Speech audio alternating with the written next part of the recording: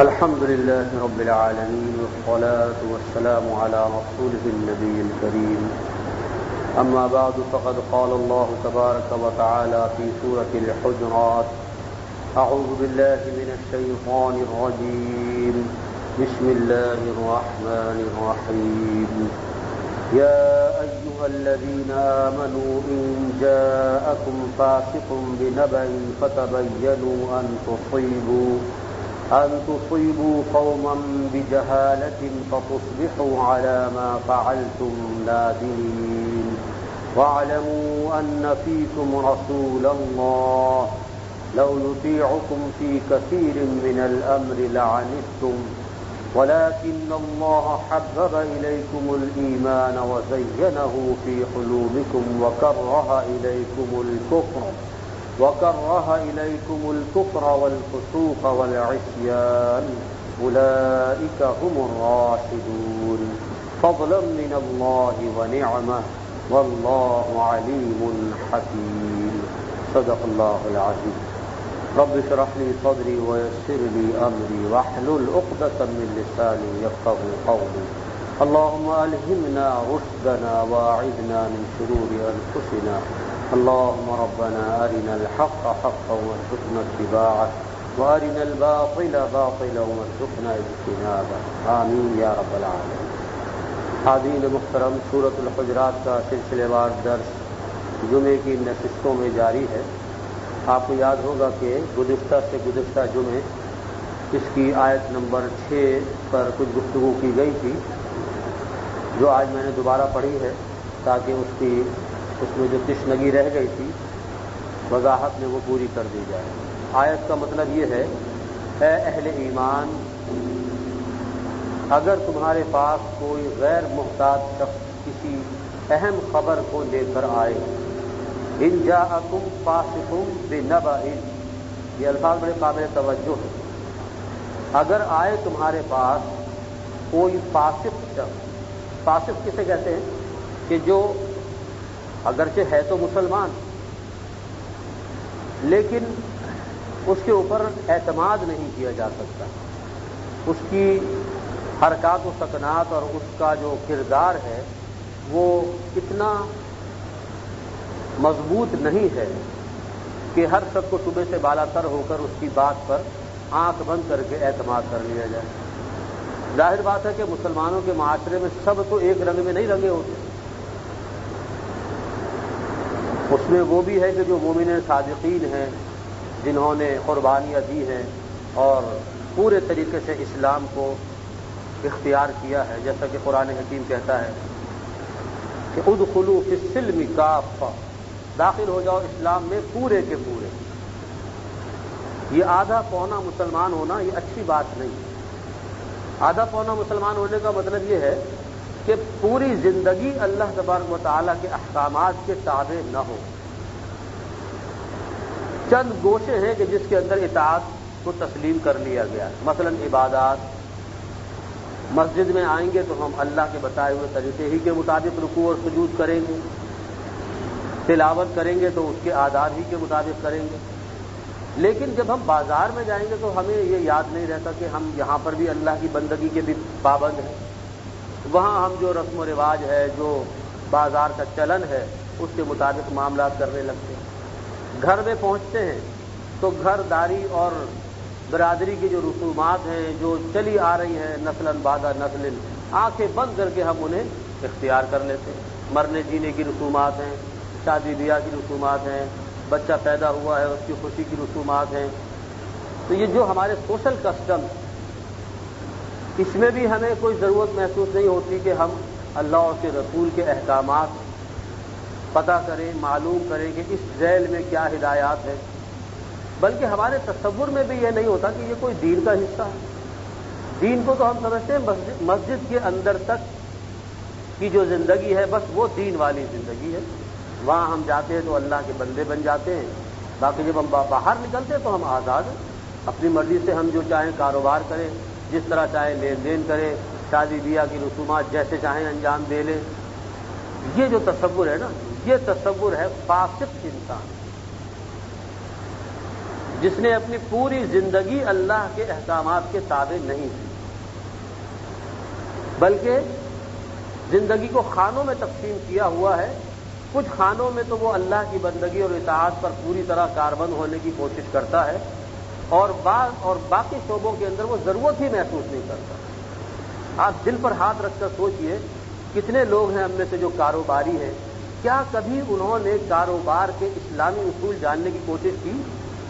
کسی عالم سے ملے، کوئی کتاب پڑھی اس نیت کے ساتھ کہ میں جو یہ کاروبار کر رہا ہوں یہ اسلامی طریقے کے مطابق ہے، یہ میرا لین دین، یہ میری تجارت، یہ ایکسپورٹ، یہ امپورٹ، یہ سودا لینا دینا زندگی کا بہت اہم شعبہ ہے، معاش، لیکن ہمیں کوئی ضرورت ہی محسوس نہیں ہوتی۔ کبھی ہمیں خیال آتا ہے کہ نکاح کے موقع پر، شادی بیاہ کی رسومات میں ہم قرآن و حدیث کو ذرا دیکھیں کہ اس میں اس ذیل میں کیا ہدایات دی گئی؟ بالعموم ایسا نہیں ہوتا۔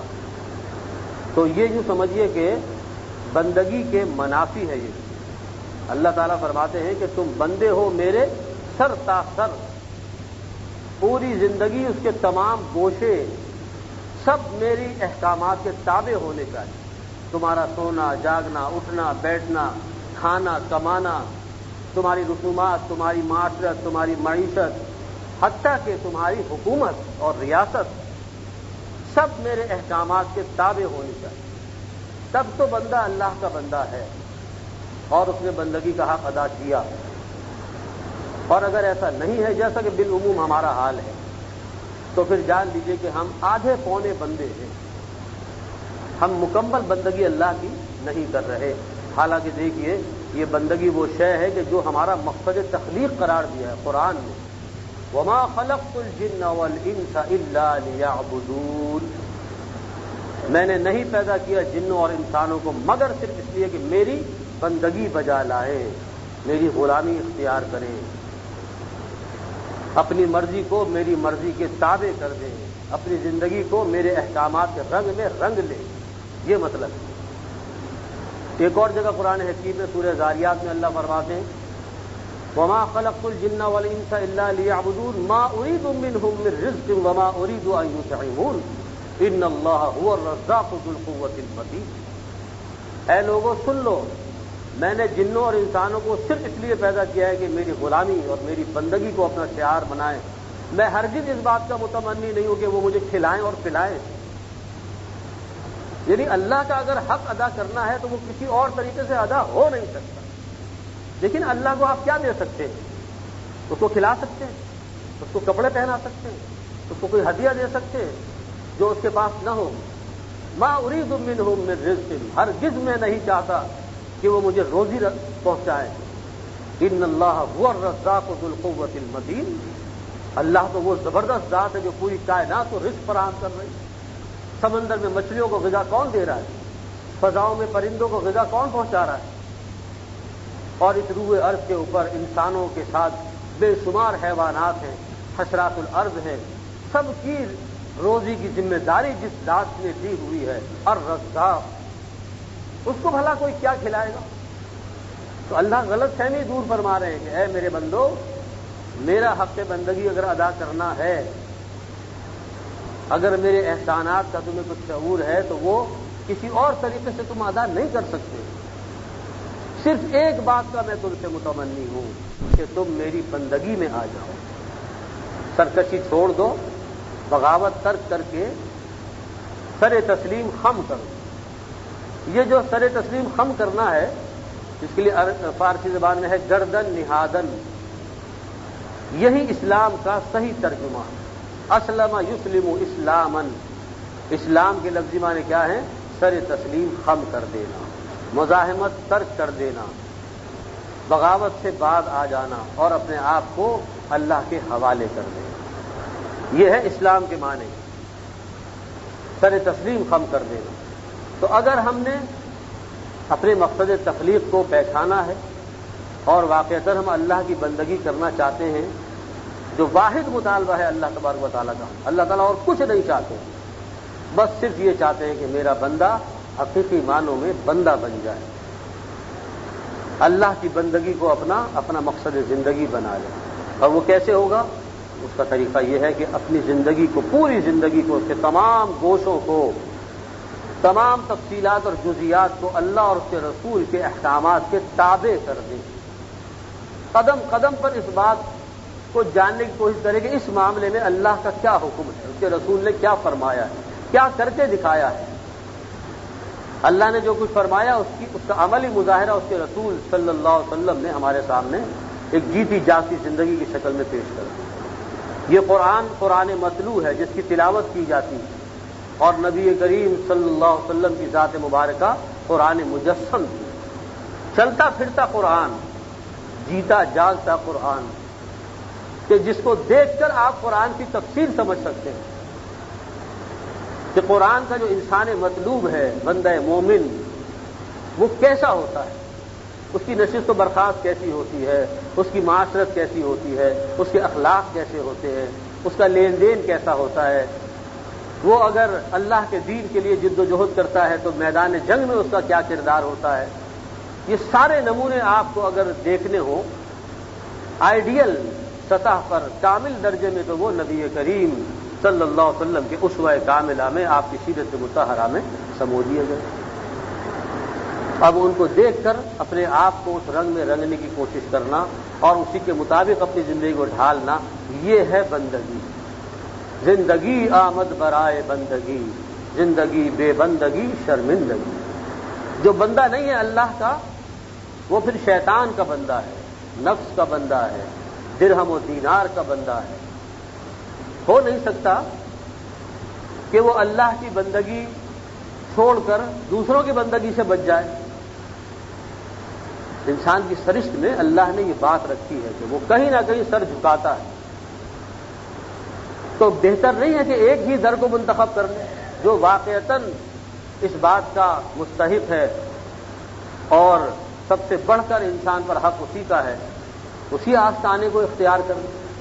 اقبال نے دیکھی کیا خوبصورت بات کہی ہے، یہ ایک سجدہ جسے تو گراں سمجھتا ہے، ہزار سجدوں سے دیتا ہے آدمی کو نجات. اللہ کی بندگی میں جب انسان آ جاتا ہے، توحید کو اختیار کر لیتا تو ہر طرح کی غلامیوں سے اللہ اسے آزاد کر دیتا. اور اگر یہ سجدہ اسے گراں ہے، یہ اللہ کے سامنے جھکنا اسے گوارا نہیں ہے، تو پھر وہ ہر در پر سر جھکائے گا. پھر اس کی قسمت میں ذلت اللہ تعالیٰ لکھ دیں گے. پھر وہ پانی کے سامنے بھی ہاتھ جوڑ کے کھڑا ہوگا، آگ کو بھی پوجے گا، سانپ اور بندر کو بھی پوجے گا، ان کی مورتیاں بنائے گا، ان کے مندر بنائے گا. ہر شے کائنات میں اس کو جو ہے وہ پوجا پاٹ کے لیے دعوت دیتی ہوئی نظر آئے گی. یہ نتیجہ ہے کس بات کا کہ اس خدا واحد کی پرستش کو چھوڑا. تو فاسق سے بات چلی تھی کہ فاسق اس انسان کو کہتے ہیں کہ جس کی پوری زندگی اللہ کی اطاعت کے رنگ میں رنگی ہوئی نہ ہو، جزوی طور پر اللہ کی اطاعت کرتا ہو، یہ ہے فاسق. اس کو کافر نہیں کہتے، یہ نہ مشرک ہے، نہ کافر ہے، نہ منافق ہے مسلمان، لیکن یہ ڈھیلا ڈھالا مسلمان ہے ہم جیسا، کہ یہ کچھ چیزوں میں تو اللہ کی اطاعت کرتا ہے اور کچھ چیز میں جو اس کی نفس پر گراں ہے، جہاں ذرا قربانی دینی پڑتی ہے نفس کی، وہاں یہ کنی کترا جاتا ہے، وہاں یہ تعویلات کر لیتا ہے. بھئی یہ آج کا سود وہ سود تھوڑا ہے جس کو قرآن نے منع کیا، وہ تو مہاجنوں کا اور بنیوں کا، اور وہ جو یہود کے مدینے کے یہود تھے وہ جو سود لیتے دیتے تھے، اس سود کو قرآن نے منع کیا. یہ جو جدید بینکنگ سسٹم ہے، فائنانس، جدید فائنانس کا جو نظام ہے، یہ تھوڑا ہی وہ سود ہے. تعویل کرتا ہے تاکہ سود چھوڑنا نہ پڑے. حالانکہ کوئی فرق نہیں ہے، سرے وہ اختلاف نہیں ہے. شراب کا نام تبدیل کرنے سے شراب کی نوعیت تبدیل نہیں ہوتی. آپ اسے پروفٹ کا نام دے دیں، مارجن کہہ دیں، کچھ بھی کہہ دیں، وہ ہے سود. تو اب جب ہیلے بہانے انسان کرتا ہے تو یہ بڑا خطرناک معاملہ ہے. اب اس سے توبہ کی توفیق اللہ تعالیٰ سلب کر لے، اس کی اصلاح کا دروازہ بند ہو جاتا ہے. اس لیے کہ جب تک یہ اس کو گناہ سمجھ کر رہا تھا تو امکان تھا اس بات کا کہ کسی مرحلے پر اللہ اس کو ہمت دے دے، کوئی ایسا ذریعہ بنا دے کہ یہ اس نجاست سے نکل سکے. لیکن جب اس نے اس نجاست کو پاک قرار دے دیا، خود ہی تعویل کر لی، حرام کو حلال کر لیا، تو اب توبہ کس بات کی؟ اب اصلاح کہاں سے ہوگی؟ اب تو مرے گا تو اسی حال میں کہ یہ خود کا توق اس کی گردن میں ہو۔ اللہ بچائے ہم سب کو۔ نبی کریم صلی اللہ علیہ وسلم کی مبارک حدیث ہے، پیشن گوئی ہے، فرمایا قیامت کے قریب ایک زمانہ وہ آئے گا کہ اگر سود سے کوئی بچ بھی گیا تو اس کے غبار سے نہ بچ سکے۔ سود کا غبار اس طرح سے معاشرے میں عام ہو جائے گا جیسے ڈسٹ سسپینشن ہوتی ہے نا، کوئی خاکروب جھاڑو لگا رہا ہے اور گرد اڑ رہی ہے، اب آپ کو وہاں سے گزرنا ہے تو لامحالہ ایک دو سانس تو لینے ہی پڑیں گے نا، نہ چاہتے ہوئے وہ گرد جائے گی آپ کے پھیپھڑے میں، کتنا آپ رومال رکھ لیں، کتنا آپ کر لیں، لیکن جب ماحول میں سب طرف دھول ہی دھول ہے تو آپ کو سانس تو لینا ہے نا۔ بس یہ معاملہ ہے۔ اللہ کے رسول نے فرمایا سود کا غبار ایسا معاشرے میں پھیل جائے گا کہ کوئی بچنا بھی چاہے سود سے براہ راست تو اس کے غبار سے نہ بچ سکے۔ آج ہم اس دور میں سانس لے رہے ہیں، ہم جو کچھ بھی کھا رہے ہیں، ہمیں جو تنخواہیں مل رہی ہیں، سب سودی معاملات پر مبنی ہے معاملہ۔ بچہ بچہ جو ہے وہ سود کے اندر، قرضے کے اندر بندھا ہوا ہے۔ تو یہ بڑے خطرناک حالات ہیں، اس میں ہم ایمان سلامت لے جائیں اور اللہ کی بندگی کا حق ادا کر جائیں، بہت بڑی بات ہے۔ لیکن بہرحال جب جذبہ پیدا ہوتا ہے، سچی تڑپ ہوتی ہے تو اللہ تعالیٰ راستے بھی نکال دیتے ہیں۔ متعدد ایسے لوگ ہیں، اس مسجد میں ایسے لوگوں کو میں جانتا ہوں جنہوں نے ہمت کی، سودی کاروبار کو ٹھکرایا، اللہ نے ان کو اس سے بہتر روزگار فراہم، عزت بھی دی ان کو۔ یہ شیطان کا خوف ہوتا ہے کہ بھوکے مر جاؤ گے، بھوکا نہیں مرتے۔ انسان کو رزق وہی ملتا ہے جو اس کے مقدر میں ہوتا ہے، چاہے تو حرام سے لے لے اور چاہے تو حلال سے لے لے۔ مثال سے سمجھایا گیا کہ دیکھو تمہارے مقدر کا جو رزق ہے، سمجھو کہ وہ ایک بلند جگہ پر رکھا ہے، گٹھڑی میں باندھ کے ایک بلند جگہ پہ رکھا ہوا ہے۔ اب ایک راستہ دائیں طرف سے جاتا ہے، ایک راستہ بائیں طرف سے جاتا ہے۔ یہ دائیں طرف سے جو راستہ جا رہا ہے اس کو اٹھانے کے لیے، اس کو حاصل، یہ حلال ہے، جائز ہے، اور یہ بائیں طرف سے جو راستہ جا رہا ہے یہ حرام ہے۔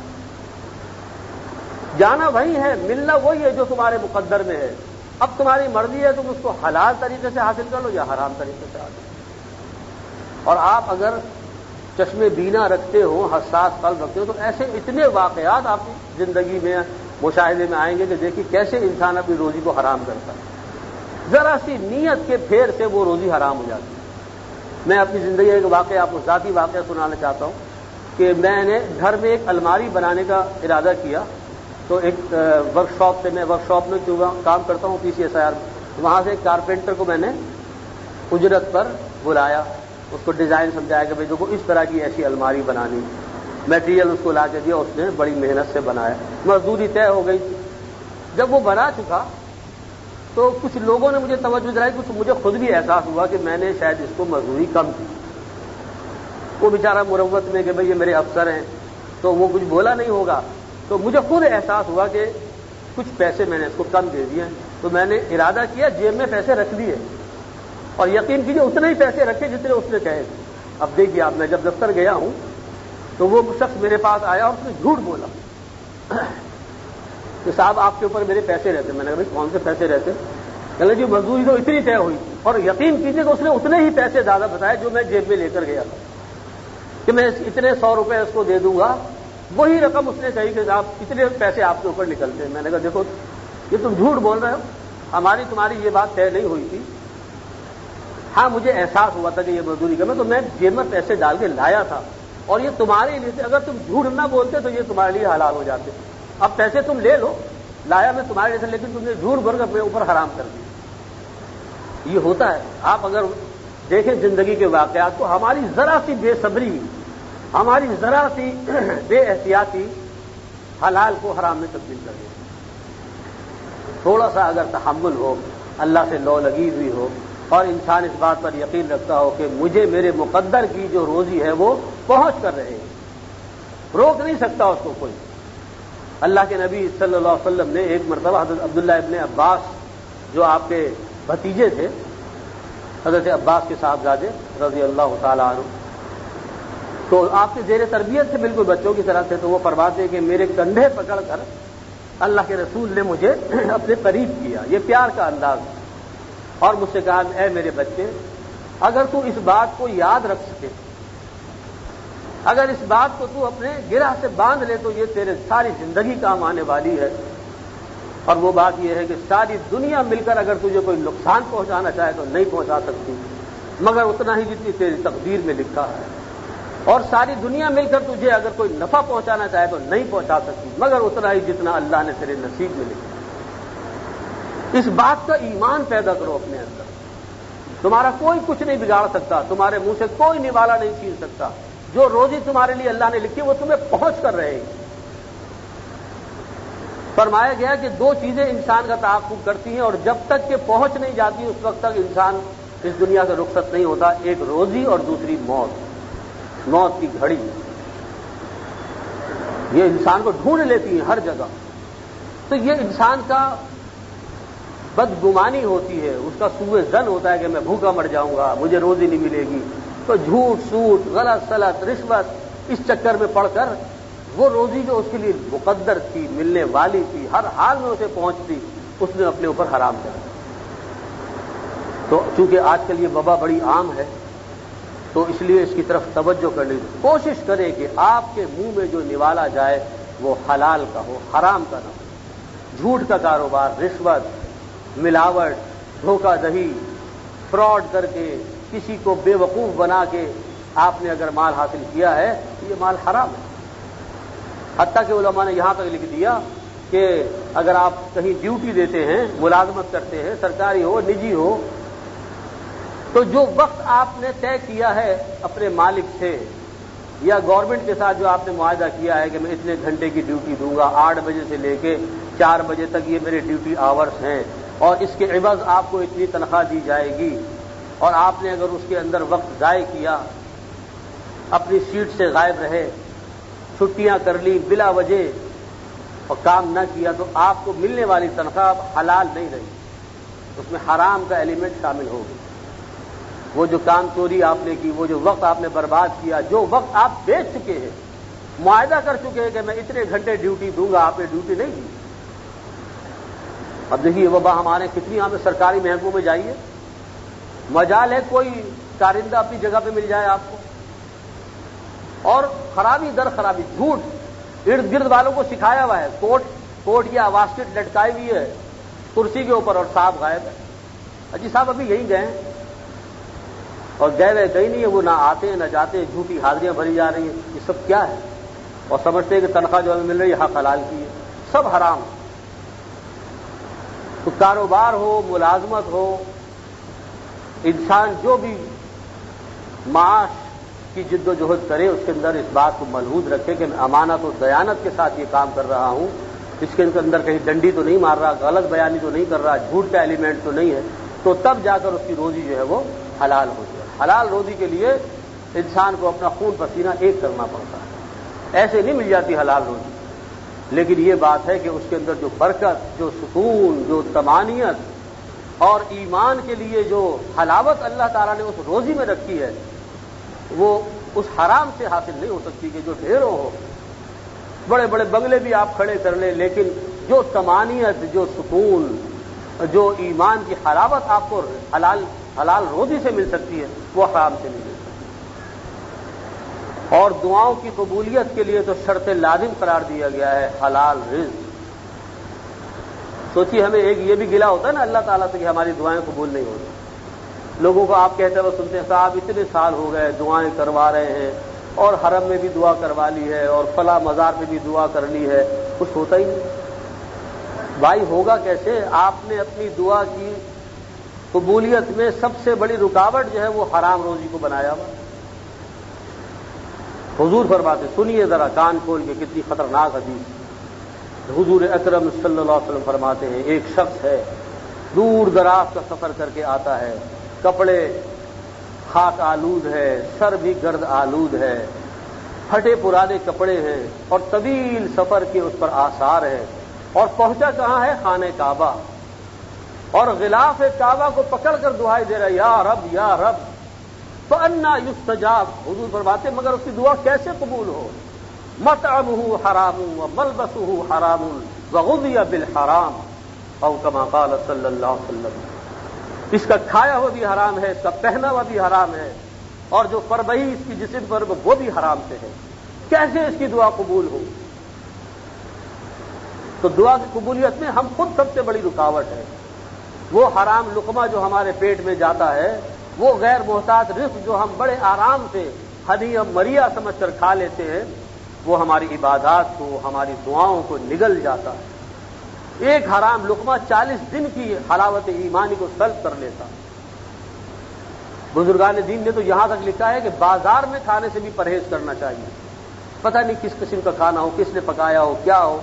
تو رزق کے معاملے میں بہت زیادہ احتیاط کی ضرورت ہے، پاکیزہ طریقے سے حاصل کیا ہو، حلال ہو، اس کے اندر کوئی اشتباہ نہ ہو، تب جا کر وہ تقوی اور طہارت نصیب ہوتی ہے۔ پھر دل کے اندر گداز پیدا ہوتا ہے، پھر آنکھوں میں نمی آتی ہے، پھر دعا انسان ہاتھ اٹھاتا ہے، از دل ریزت بر دل خیزت، پھر جو دعا کرتا ہے اللہ تعالیٰ اس کی دعا کو قبول فرماتا ہے۔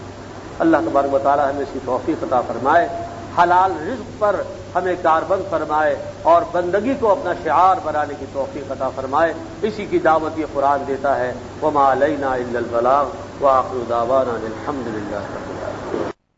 دعوانا الحمد للہ رب العالمین۔ دعوانا الحمد للہ رب العالمین۔ دعوانا الحمد للہ رب العالمین۔